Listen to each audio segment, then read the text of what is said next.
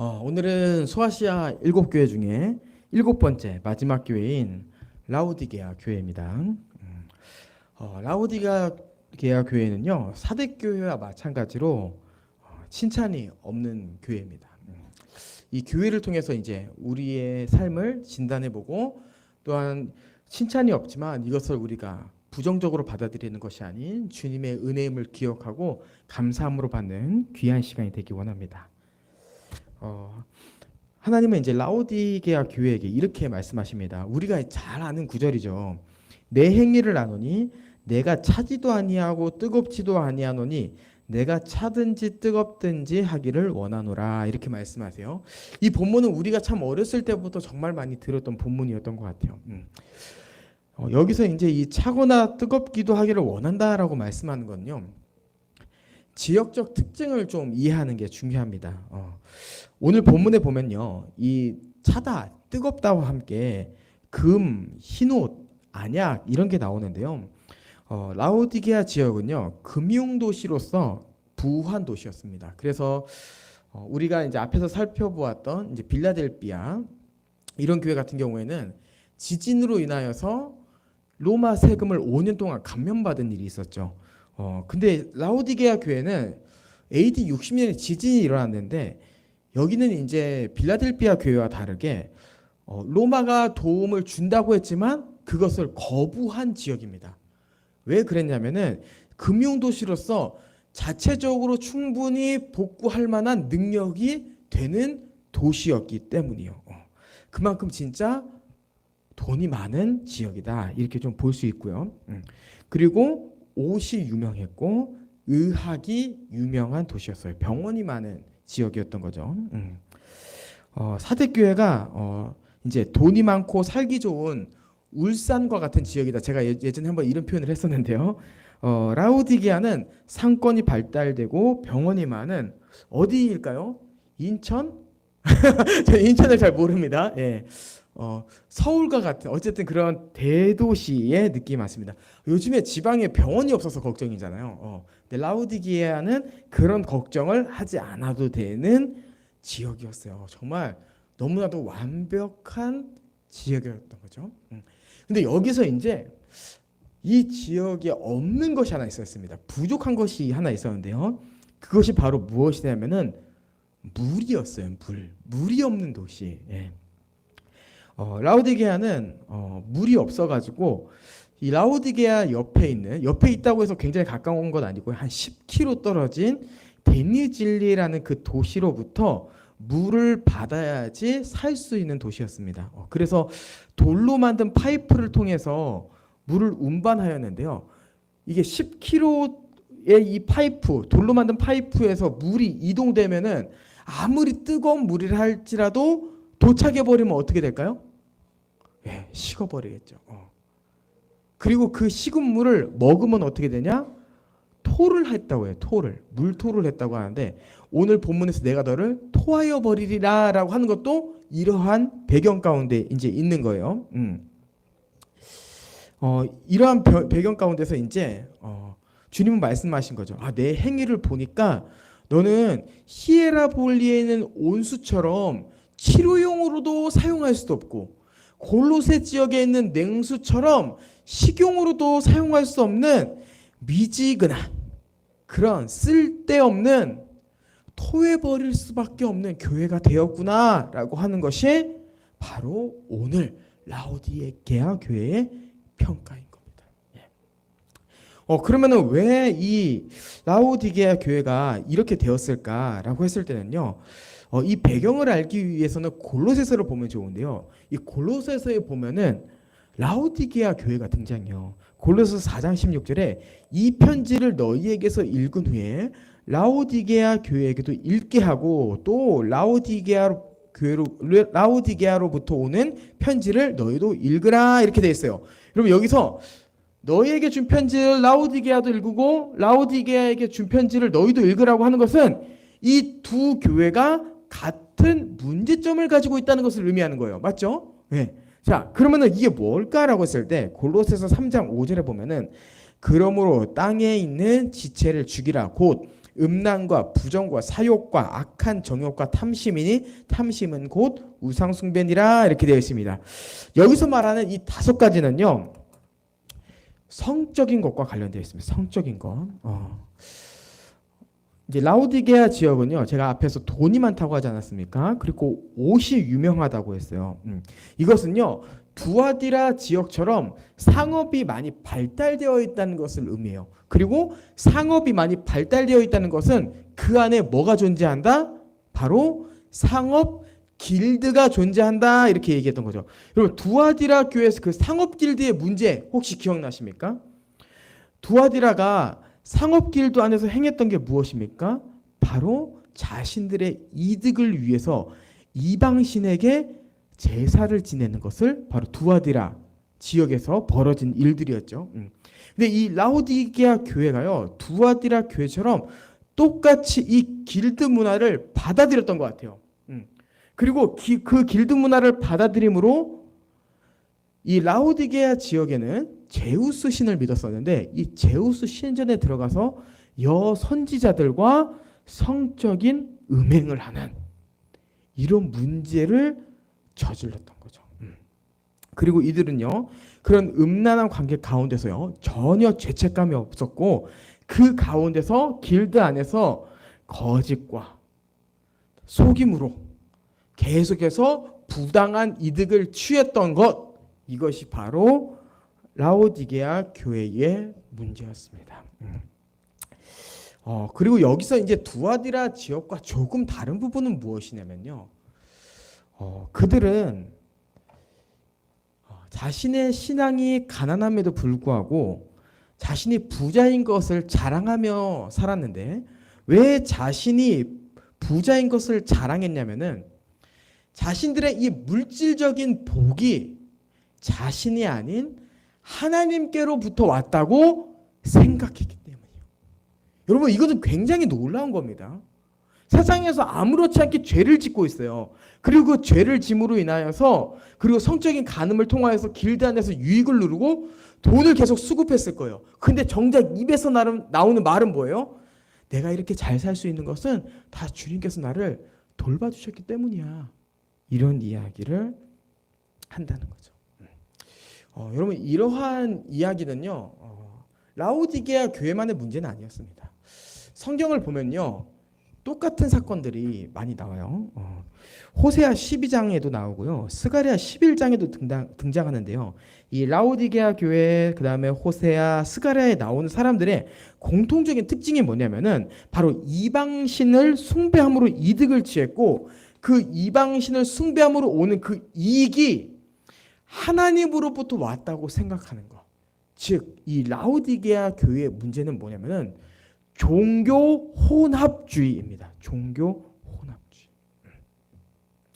교회를 다니지만 교회 안에서 세상의 풍속들을 다 가져오고 이것도 하나님이 원하시는 거야. 이것도 할 수 있는 거야. 이거 주님이 기뻐하시지 않을까? 전혀 성경에 맞지 않는 것을 가져오고 그것이 다 하나님이 원하시는 것이며 내가 세상에 누리는 이 모든 것은 다 하나님께로부터 왔어 라고 말하는 거죠. 그래서 라오디게아 교회는요 그렇게 이방 신전에 들어가서 행음을 취함에도 불구하고 그리고 세상에서 부당한 이익을 취함에도 불구하고 이 자신이 가진 부를 하나님과의 친밀한 증거로 삼음으로 변화되지 않고 계속해서 죄악을 빠지는 교회의 모습 이러한 모습이 있었던 겁니다. 여러분 이것은요 우리에게 있어서 굉장히 낯선 삶의 모습이 아닙니다. 이것은 실제로요 우리에게도 쉽게 볼 수 있는 모습이에요.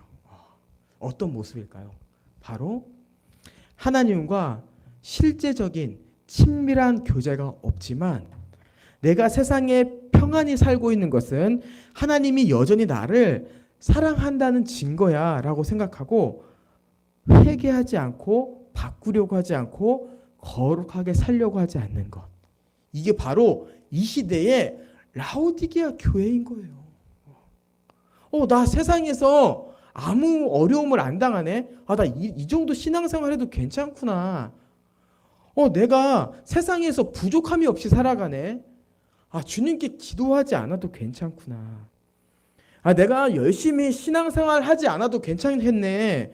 왜냐하면 내가 굳이 열심히 하지 않아도 주님께서 나를 보호해 주시니까 내가 세상에서 이렇게 엄청 부하진 않아도 평안히 잘 살고 있잖아.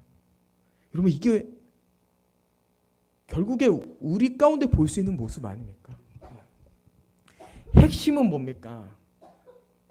주님과 친밀한 교제가 없지만 괜찮다고 생각하는 것. 지금의 내가 복이 하나님이 여전히 나를 사랑한다는 증거로 삼는 것. 이것이 문제인 거죠. 여러분, 물론 주님께서 우리를 사랑하십니다. 근데 그렇다고 해서 우리가 친밀한 교제를 하지 않고 이 정도로 주님과 관계를 유지해도 된다고 생각하는 것은요, 하나님이 기뻐하시지 않으며 이것은 라오디게아 교회처럼 미지근한 신앙입니다. 미지근한 신앙. 그 가운데서 주님께서 말씀하시는 거예요.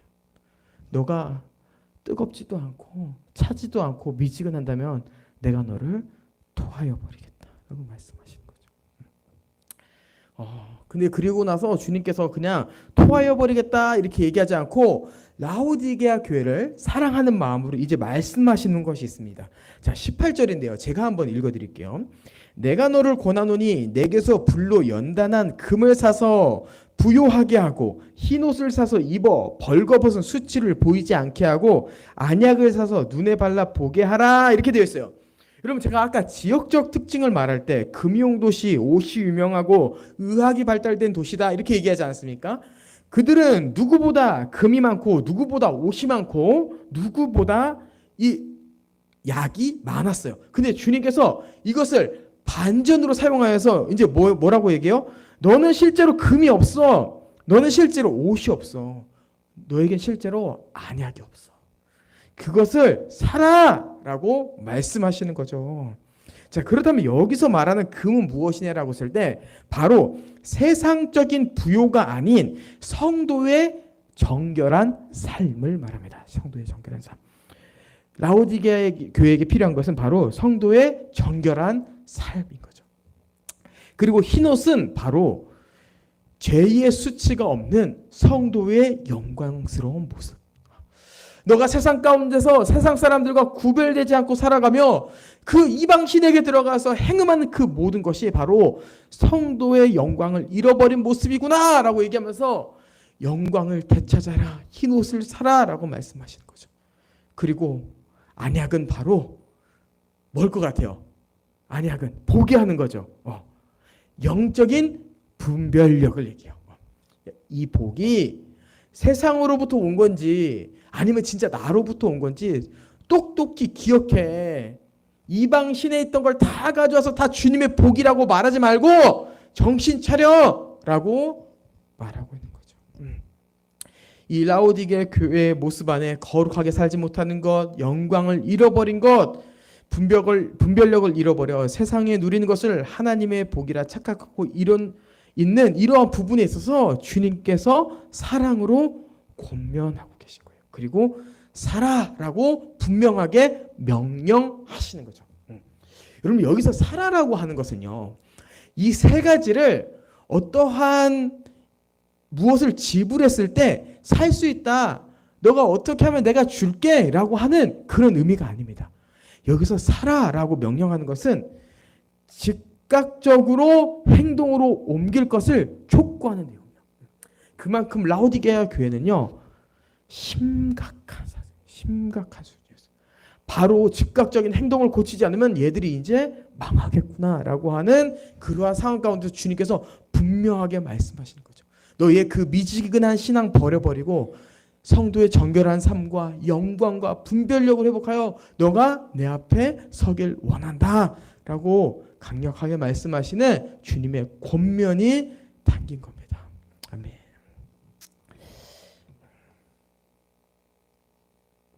그렇다면 성도는 어떻게 이 즉각적인 행동을 나타낼 수 있을까요? 보여줄 수 있을까요? 그것은 바로 예수 그리스도께 나아가는 것. 이것이 바로 라오디게아 교회와 그 다음에 지금 우리의 모든 교회들이 행해야 될 행함입니다. 자, 예수 그리스도를 어떻게 설명하고 있습니까? 예수 그리스도를 오늘 본문은요, 아멘이자 충성되고 참된 증인이시며 창조의 근본이시다 이렇게 얘기하고 있어요. 주님이 아멘으로서 충성되고 충성된 참된 증인이며 창조의 근본으로서 너희가 즉각적으로 나아가게 된다면 금과 흰옷과 안약을 얻게 될 것이다 이렇게 말씀한다라고 우리는 이해해야 되는 거죠. 자, 그럼 여기서 아멘이 뭘까라고 했을 때 우리 여러분 아멘 하지 않습니까? 아멘 할 때 어떤 의미입니까? 주님, 저도 이렇게 되기를 원합니다. 이렇게 이러한 의미인데요. 여기서 이제 말하는 아멘은요. 이사야 65장에 나타난 이 아멘의 하나님에서 가져온 겁니다. 아멘의 하나님. 이 아멘의 하나님은 뭐냐라고 했을 때 이사야 65장의 문맥을 보면요. 하나님은 참이시다. 하나님은 진리의 하나님이시다라고 이야기하는 거예요. 그러니까 예수 그리스도가 아멘이다라고 하는 것은 예수 그리스도만이 참 진리이시다 이렇게 얘기하는 거죠. 자, 그러면은 왜 예수 그리스도께서 참 진리이실까라고 했을 때는 이 예수님의 소개에 대한 네 가지 중에 마지막 창조의 근본이라는 것을 통해서 그분이 진리라는 것을 이해할 수 있어요. 창조의 근본은요, 근본 했을 때 아르케라는 단어인데요. 이 아르케는 알파와 오메가, 처음과 나중이라는 단어를 사용할 때 쓰는 시작이라는 단어를 의미합니다. 자, 그럼 우리는 시작이라고 했을 때 무엇을 생각할 수 있냐? 세상의 시작, 우리의 시작 무엇입니까? 바로 창조주의, 창조주. 그리고 이분이 시작이다라고 얘기하는 것은요, 창조주이시면서 통치하심으로 완성하실 분이다라고 하는 것을 의미하는 거죠. 특별히 예수님을 시작이다라고 얘기하는 것은요, 그분이 이 만물을 창조하셨을 때 함께 하셨던 분이라는 것도 의미하지만 특별히 신약에서의 시작은 새 창조를 의미합니다. 새 창조. 그럼 우리 새 창조 낯선 단어 아닙니다. 언제 우리가 새 창조라는 단어를 배웠죠? 오후 예배 때 교회의 탄생을 얘기했을 때, 죄로 인해서 저주받는 인류를 회복시켜서 새 창조된 교회를 얘기할 때 새 창조라는 것을 얘기했는데요. 바로 예수님은 시작으로서 이 만물을 죄 가운데서 다시 회복하시고 완성하실 분이다라는 것을 이 본문이 드러내고 있는 거죠. 그렇기 때문에 그분이 아멘인 거예요. 주님은 정말 아멘입니다. 세상에 그 어떠한 부요함, 세상에 그런 향락, 음란함이 있지만 그 어떠한 것도 아멘이 될 수 없습니다. 창조자이자 완성자이시며 새 창조를 이루시는 주님만이 우리의 아멘입니다 라고 고백해야 되는 것, 이것이 바로 교회들이 해야 될 일인 겁니다. 그리고 주님은 충성됐다는 것은 무엇이죠? 신실하다라고 하는 거죠. 변함이 없고 참된 증인으로서 지금 이 시대 가운데서도 성령을 통하여 자신이 아멘이시며 창조의 근본이심을 계속해서 드러내고 있는 겁니다. 교회는 이것을 붙잡을 때 결국에 정결한 삶을 회복할 수 있고, 예수 그리스도를 붙잡았을 때 성도의 영광을 회복할 수 있고, 예수 그리스도를 붙잡았을 때 참과 거짓을 분별할 수 있는 영적인 분별력을 얻게 되는 겁니다. 예. 여러분, 그렇기 때문에 우리는요, 예수 그리스도를 더욱더 붙잡아야 돼요. 붙잡아야 돼요. 예. 그리고 이러한 상황 가운데서 저는 여러분에게 이 이야기를 좀 하고 싶습니다. 20절. 볼지어다 내가 문 밖에 서서 두드리노니 누구든지 내 음성을 듣고 문을 열면 내가 그에게로 들어가 그와 더불어 먹고 그는 나와 더불어 먹으리라. 아멘.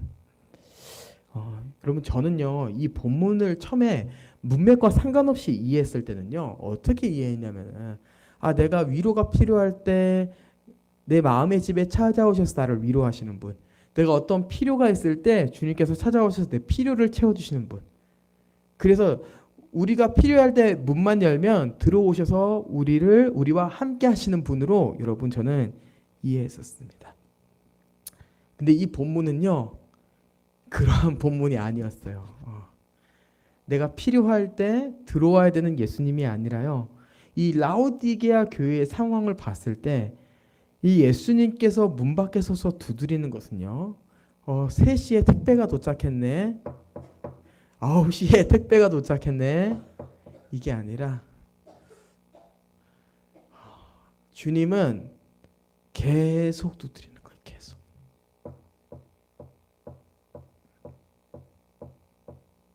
왜요? 이렇게 안 하면 교회가 죽거든요. 이 교회는 지금 본인들이 괜찮다고 생각하고 주님과 계속 교제를 하고 있다고 생각해요. 근데 실제로 본문의 내용을 보면 어떻습니까? 예수님은요, 그들과 지금 분리되어 있습니다. 그리고요, 주님은 이 사랑하는 라오디게아 교회를 향해서 계속해서 현재 진행형으로 문을 두드리고 계신 거예요. 근데 이 안에 있는 교회는 어떻게 생각하냐면은, 아직요, 저는 준비되지 않았어요, 이렇게 생각합니다. 주님을 때 맞춰 오는 택배 기사나 손님, 게스트로 이해한 거예요. 그러면 근데 여기서 등장하는 예수 그리스도, 볼지어다 내가 문 밖에 서서 두드리노니 라고 하는 것은 게스트나 택배 기사가 아닙니다.